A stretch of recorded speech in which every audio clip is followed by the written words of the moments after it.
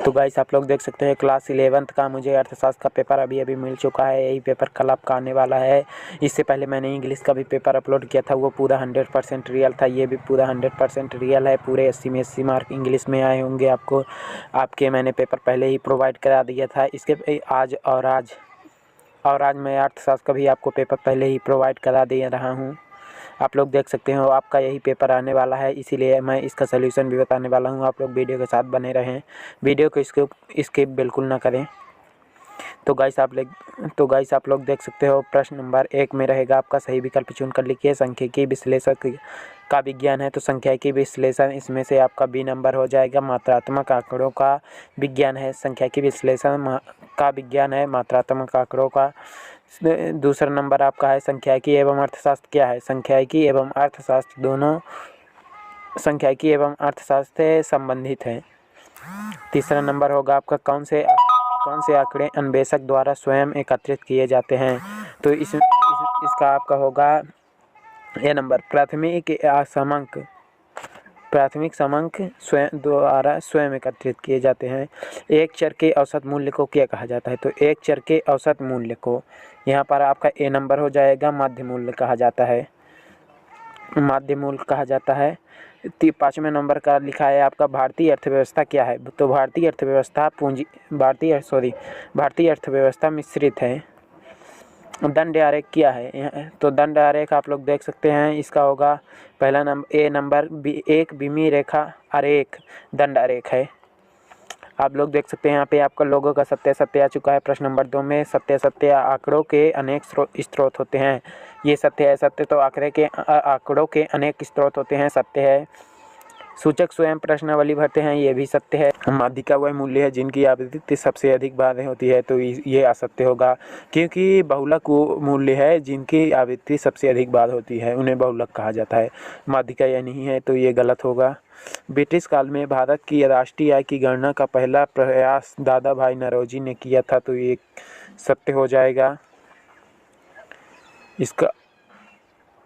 इसका आपका सत्य है।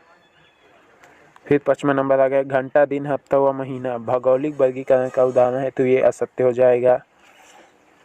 अंग्रेजों ने नकदी फसलों के उत्पादन पर जोर दिया, तो ये सत्य हो जाएगा। अंग्रेजों ने नकदी फसलों के उत्पादन पर जोर दिया था।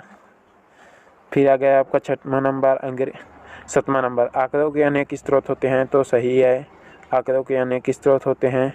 तो गाइस आप लोग देख सकते हो आंकड़ों के अनेक स्रोत होते हैं, आप 2 जगह दे दिए गए हैं, पहले और चौथे नंबर में।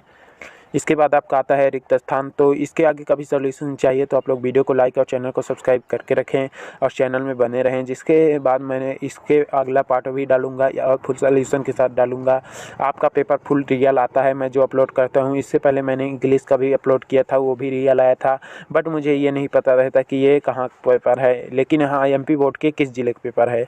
तो गाइस वैसे तो MP बोर्ड के हर जिले में एक ही पेपर आता होगा, 2-3 पेपर आते होंगे, लेकिन गाइस ये आपका रियल पेपर है। आप इसको पढ़कर जाएंगे तो 80 में से 80 नंबर आपका पूरा आएगा। तो गाइस आप लोग देख सकते हैं प्रश्न क्रमांक 6 में है माध्य मूल्य से क्या आशय है। अथवा में है प्रश्नावली किसे कहते हैं। 7वां में है प्राथमिक आंकड़े एकत्रित करने के नाम लिखिए। अथवा में है द्वितीयक आंकड़े किसे कहते हैं। प्रश्न नंबर 8 का है सूचकांक की 2 सीमाएं लिखिए।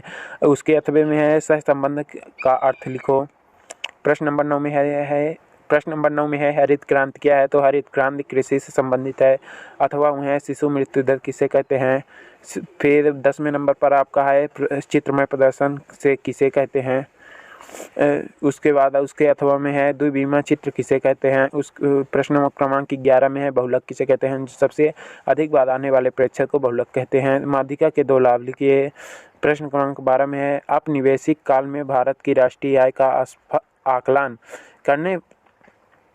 करने वाले प्रमुख अर्थशास्त्रियों के नाम बताइए। प्रश्न क्रमांक 13 में है योजना की परिभाषा लिखिए।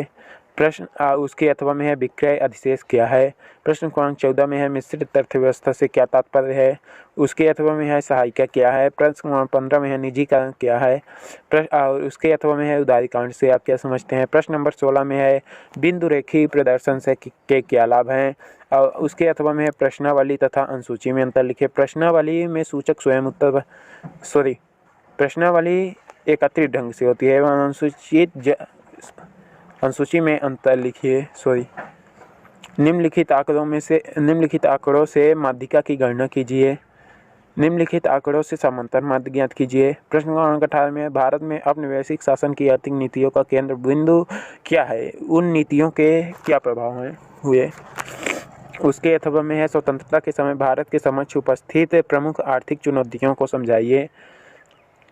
प्रश्न क्रमांक 19 में है कृषि क्षेत्र में लागू किए गए भूमि सुधार की आवश्यकता और उनके प्रकारों की व्याख्या कीजिए। उसके अथवा में है औपनिवेशिक शासन काल में कृषि की गतिहीनता के मुख्य कारण क्या थे? तो गाइस ये आप लोग फुल 100% आप लोगों का यही पेपर आने वाला है, आप लोग इसे पढ़कर ही जाएं। प्रश्न क्रमांक 20 में है संख्याकी की सार्वभौमिक उपयोगिता क्या है? स्पष्ट कीजिए। संख्याकी के मुख्य कार्यों का वर्णन कीजिए। उसके बाद प्रश्न क्रमांक 21 में है प्रश्नावली तैयार करते समय कौन सी सावधानियां रखनी चाहिए? संख्याकी की चित्रमय प्रस्तुति के लाभों का वर्णन कीजिए। समांतर माध्य के गुण लिखिए। प्रश्न क्रमांक 22 में समांतर माध्य के गुण लिखिए। समांतर माध्य के गुण तो आप जानते होंगे, उसको लिखिए। भारत में प्रश्न क्रमांक 23 में है भारत में आर्थिक सुधार क्यों आरंभ हुआ?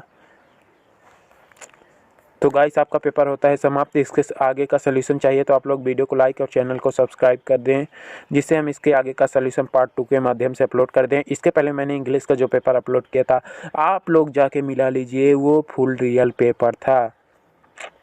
अगर नहीं आया होगा तो मैं अपनी वीडियो डिलीट कर दूंगा, लेकिन हाँ सेट तो मिला लीजिए।